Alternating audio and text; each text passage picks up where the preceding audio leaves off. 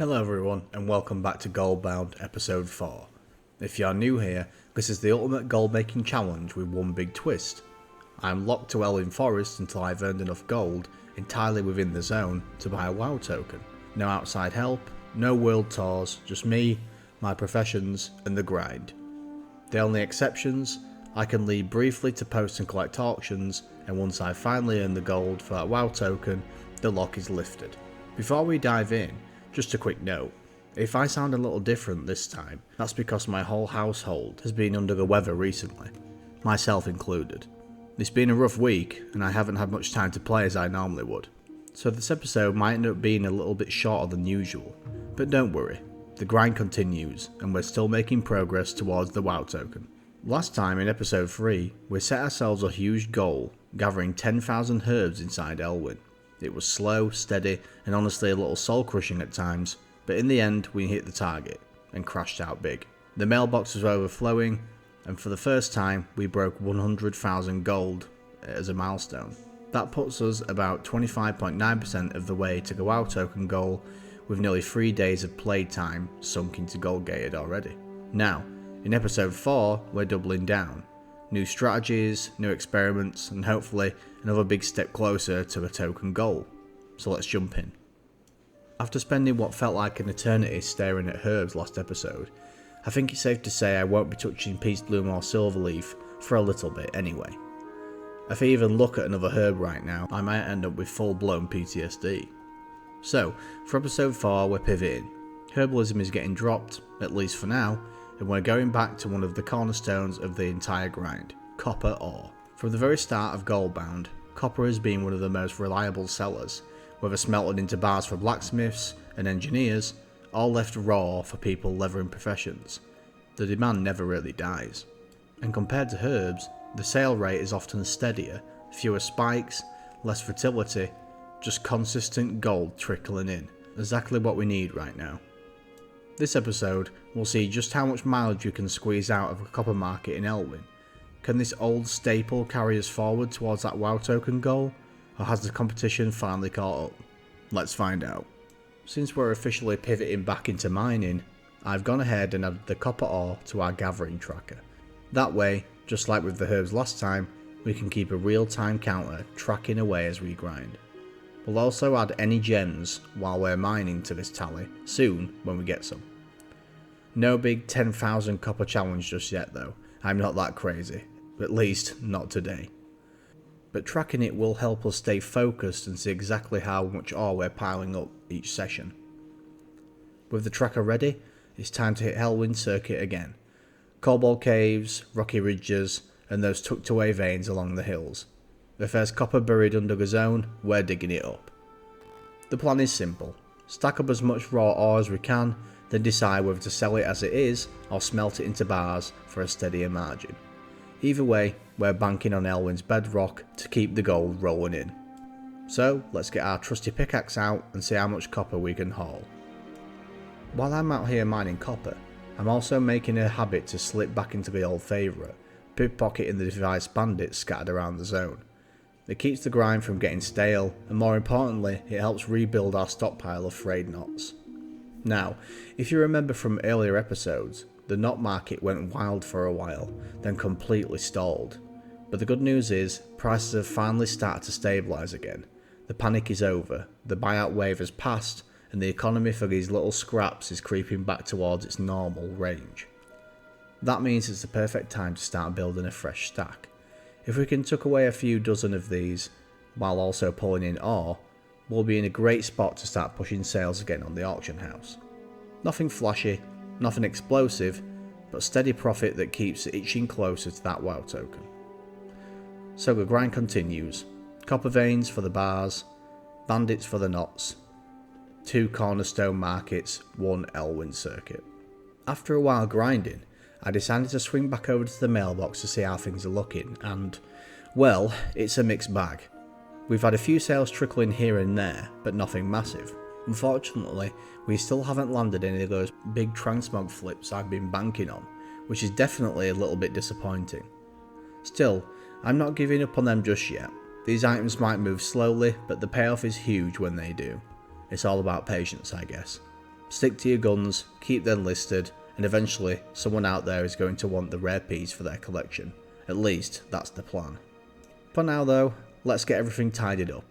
We'll relist the expired auctions, toss up anything that's been sitting in our bags from the grind, and make sure the auction house is stacked before heading back out. Even if the mailbox wasn't bursting with gold this time, every relist is another chance for those coins to roll in. With the bags cleared and the auction sorted, it's time to head back to the mines, our old stomping grounds. Elwynn might not have much to offer compared to the wider world of Azeroth, but if there's one thing the forest does well, it's copper. So for this episode, I'm going to set myself a smaller goal than last time. 5,000 ores. Not a crazy grind till you drop kind of target like the herbs last time, but something that's big enough to actually move the needle onto our goal.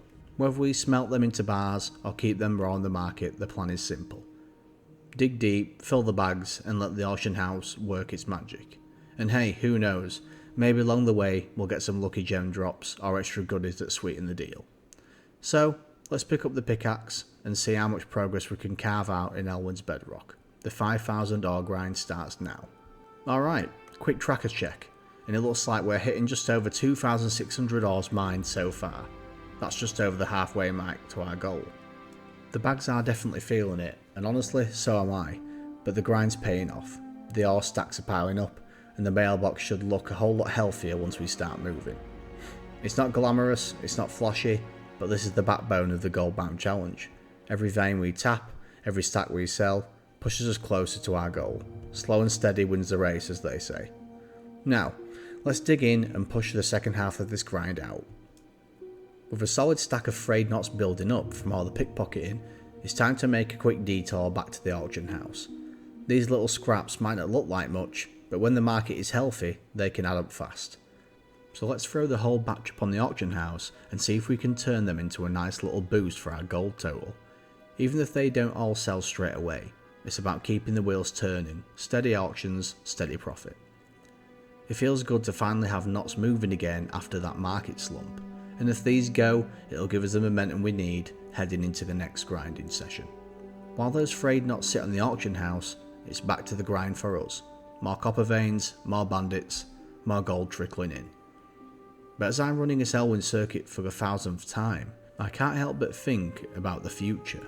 Because let's be real, every ore we mine and every knot we sell is bringing us that little step closer to the goal. And with that comes a huge milestone, unlocking our very first new zone. Looking at the map, we've got a few clear contenders. Westfall is right on our doorstep, packed with quests, resources, and of course, the dead mines. Lakeshire is another option. It's a bit of a trek, but opens up fresh opportunities, and thanks to the deep run tram, we could even go to Dun Morogh, which comes with its own dungeon in Morogh to shake things up. Now, you might be wondering, why not Duskwood? Well, as Pathorelix found out in one of his earlier runs, you actually can't step into Duskwood without first passing through Lakeshire, since the bridge into the zone technically counts as Red Ridge. So, unfortunately, that'll have to wait. So those are the options on the table when the time finally comes.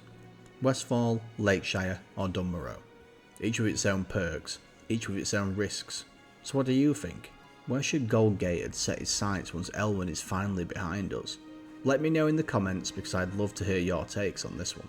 Some of the auctions we've got up right now are creeping close to their expiry, so I figured, why not do something a little different this time?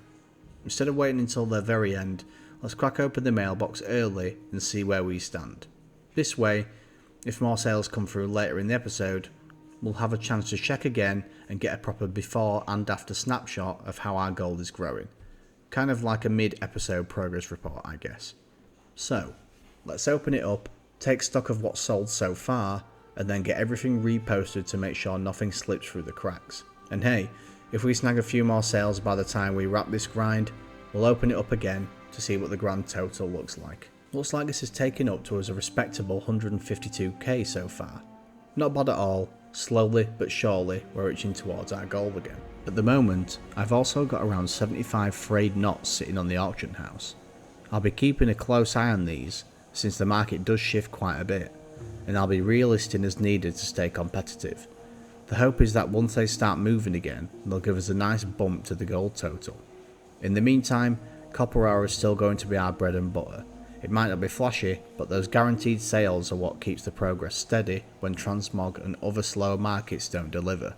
So between knots and copper, we've got two reliable streams to lean on as we push forward. So let's keep things simple for a while and run an old-fashioned loop. Copper ore mining and pickpocketing. But before we dive back into the grind, I'm going to relist our stack of frayed knots. I've noticed the market for these is getting a little volatile again lately, with more and more knots popping up on the auction house. That could mean people are starting to catch on from them being a decent gold maker, or maybe a few others are trying to do this challenge too. Either way, we'll need to stay sharp and make sure ours is priced competitively to keep the sales rolling in. Once that's done, it's back into Elwynn for the loop, mining veins, lifting pockets, and letting the gold slowly stack up. Nothing fancy, but steady, reliable progress towards the goal.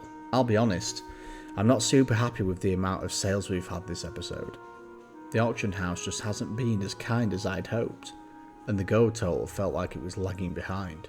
So, I rolled myself out of bed long enough to squeeze in a quick miniature grind, a mix of copper ore and a few herbs, just to give things one last push before we wrap up. Nothing massive, but enough to pad out the bags and hopefully pad out the mailbox too.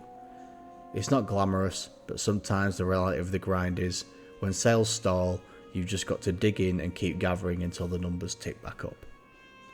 After running the loop for a little while longer, I decided to head back and check the mailbox one last time before wrapping things up. And sure enough, a few more sales had come through since we last looked. Nothing massive, but definitely enough to give our total a nice little boost. All that being said, that puts us at a total of 160,114 gold by the end of this episode. So let's go over the totals and compare it to last episode to see how close we are compared to our goal. Looking at the current WoW token price, which is 380,406 gold, that means we're now currently 42% of our way to the goal. That is an increase of 16.1% since last episode. That's not a bad haul at all, and more frequently, it means the strategy is working. Copper ore is pulling its weight, frayed knots are finally starting to slowly sell again, and the foundation we're building here in Elwynn is only getting stronger. Oh, and I almost forgot, let's check our slash played for this session. We're now sitting at 3 days, 22 hours and 49 minutes total on gold gated. That 4-day mark is looming for sure.